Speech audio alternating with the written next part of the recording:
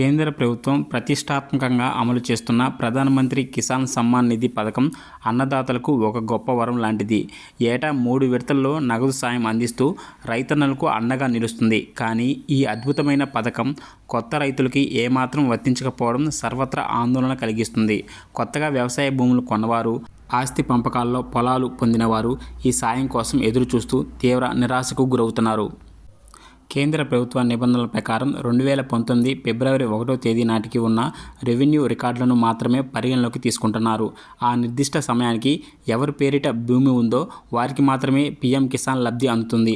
ఆ గడువు ముగిసిన తర్వాత భూమి రిజిస్ట్రేషన్ చేయించుకున్న రైతులను ఈ పథకం లబ్ధిదారులుగా గుర్తించడం లేదు. దీనివల్ల ఎంతోమంది నిజమైన సాగుదారులకి పెట్టుబడి సాయం అందకపోవడం జరుగుతుంది. గడిచిన ఈ 7 ఏళ్లలో సుదీర్ఘ కాలంలో పల్లెల్లో ఎన్నో మార్పులు చోటు చేసుకున్నాయి. ఉమ్మడి కుటుంబాలు వేరుపడడంతో ఆస్తుల పంపకాలు జరిగాయి. తండ్రుల పేరిట ఉన్న పంట పొలాలను కుమారులు తమ పేరిట మార్చుకున్నారు. అలాగే ఎంతోమంది వ్యవసాయంపై మక్కువతో కొత్త భూములు కొనుగోలు చేసి ఇష్టంగా సాగు చేస్తున్నారు. వీరందరికీ కొత్తగా పట్టాదారు పాసుపుస్తకాలు వచ్చినా పీఎం కిసాన్ డబ్బులు మాత్రం చేతికి రావటం లేదు. ఒకప్పుడు పీఎం కిసాన్ పోర్టల్లో కొత్త రైతులు తమ పేరును నమోదు చేసుకునే అవకాశం ఉండేది. కానీ ఇప్పుడు ఆ నమోదు ప్రక్రియ పూర్తిగా నిలిచిపోయింది. మీ సేవా కేంద్రాలకు వెళ్ళి దరఖాస్తు చేసుకుందామంటే వెబ్సైట్ అంగీకరించడం లేదు. దీనివల్ల అర్హులైన రైతులు సైతం ఈ ఆర్థిక సహాయాన్ని నోచుకోలేకపోతున్నారు. కొత్తగా ఎవరైనా ఆన్లైన్లో దరఖాస్తు చేస్తే అది ఏళ్ల తరబడి పెండింగ్లోనే ఉండిపోతుంది. రాష్ట్ర రెవెన్యూ రికార్డులలో భూ యజమానుల పేర్లు ఎప్పటికప్పుడు మారుతున్నాయి.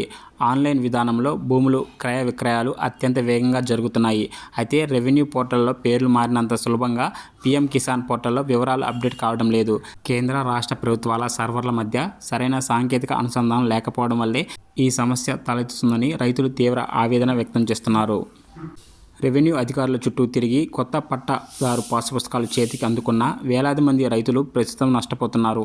పాసు పుస్తకం ఉంటే అన్ని ప్రభుత్వ పథకాలు వస్తాయని ఆశించి వీరికి పీఎం కిసాన్ నిబంధనలు అడ్డంకిగా మారాయి. పెట్టుబడి సాయం కోసం వ్యవసాయ అధికారులు కార్యాలయాల చుట్టూ రోజు ప్రదక్షిణలు చేస్తూ వారికి ఏమాత్రం సరైన సమాధానం దొరకబడడం లేదు.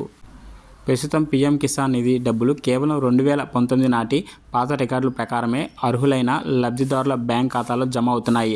అయితే ఇందులో ఒక చిన్న మినహాయింపు మాత్రమే ఇచ్చారు.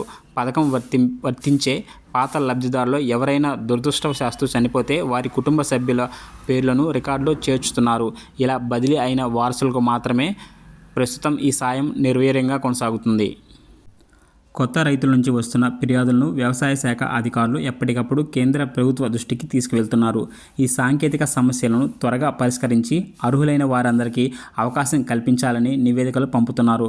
త్వరలోనే పీఎం కిసాన్ పోర్టల్ను కొత్త వారికి కూడా పూర్తి స్థాయిలో అందుబాటులోకి తీసుకువచ్చే అవకాశం ఉందని, అప్పటి వరకు రైతులు కాస్త ఓపిక పట్టాలని అధికారులు భరోసా ఇస్తున్నారు.